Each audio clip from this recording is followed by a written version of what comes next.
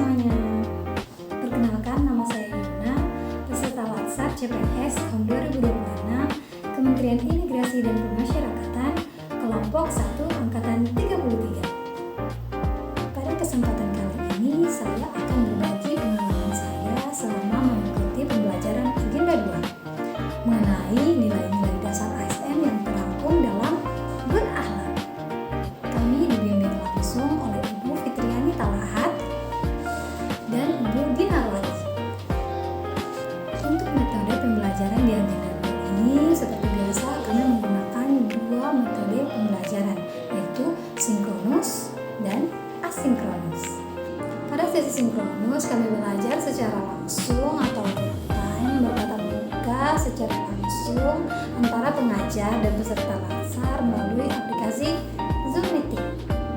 Pada sesi asinkronus pembelajaran tidak dilakukan secara langsung atau waktu belajar mandiri sehingga waktu pembelajarannya bersifat fleksibel.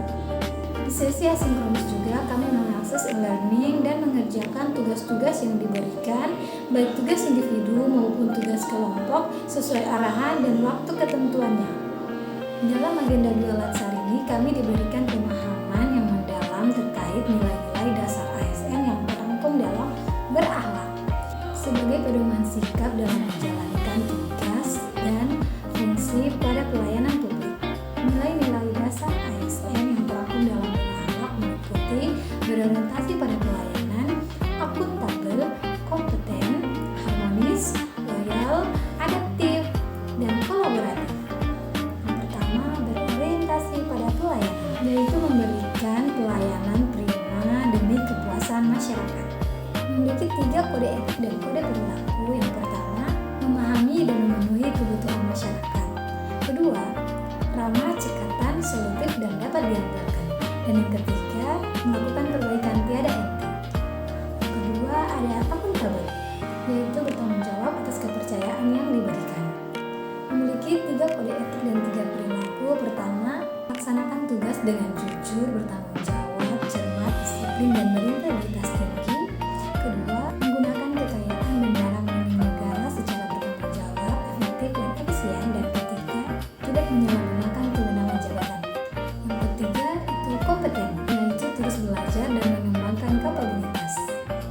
Memiliki 3 kode etik dan kode perilaku meliputi yang pertama, meningkatkan kompetensi diri untuk menjawab tantangan yang selalu berubah. Yang kedua, membantu orang lain belajar. Dan yang ketiga, melaksanakan tugas dengan kualitas yang terbaik.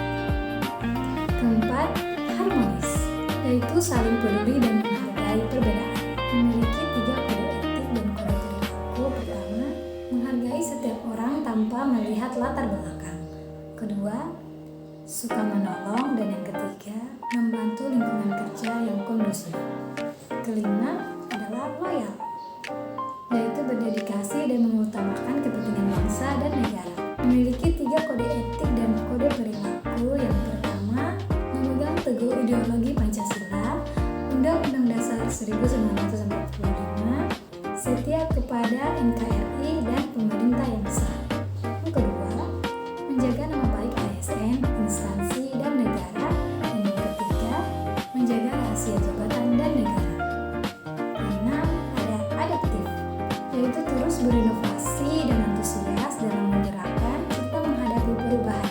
Memiliki 3 kode etik dan kode perilaku. Yang pertama, cepat menyesuaikan diri terhadap perubahan. Kedua, terus berinovasi dan mengembangkan kreativitas. Dan yang ketiga, bertindak proaktif, kolaboratif, yaitu membangun kerjasama yang sinergis. Memiliki 3 kode etik dan kode perilaku meliputi yang pertama, memberikan kesempatan kepada berbagai pihak untuk berkontribusi. Kedua, terbuka dalam bekerja sama untuk menghasilkan nilai tambah. Dan yang ketiga, menggerakkan pemanfaatan berbagai sumber daya untuk tujuan bersama. Selama proses pembelajaran, saya tidak hanya menerima materi secara teori, tetapi juga diajak untuk berdiskusi, menganalisis studi kasus, serta berbagi pengalaman dengan peserta lain. Hal ini membuat saya lebih mudah untuk memahami bagaimana nilai-nilai tersebut diterapkan dalam situasi nyata di lingkungan kerja. Salah satu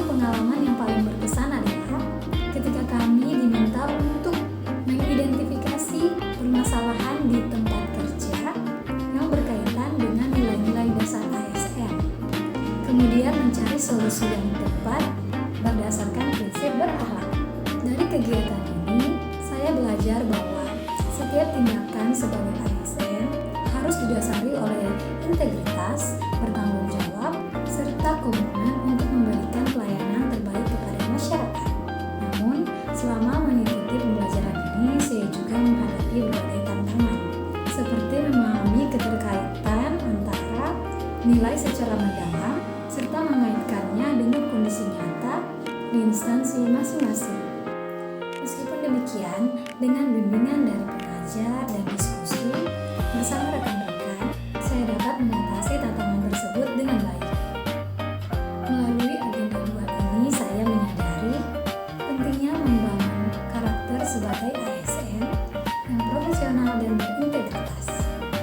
Pembelajaran ini juga tidak hanya memberikan pengetahuan, tetapi juga membentuk sikap dan pola pikir saya dalam menjalankan tugas sebagai aparatur sipil negara. Kedepannya, saya berkomitmen untuk terus menerapkan nilai-nilai berakhlak secara konsisten dalam pekerjaan, serta terus meningkatkan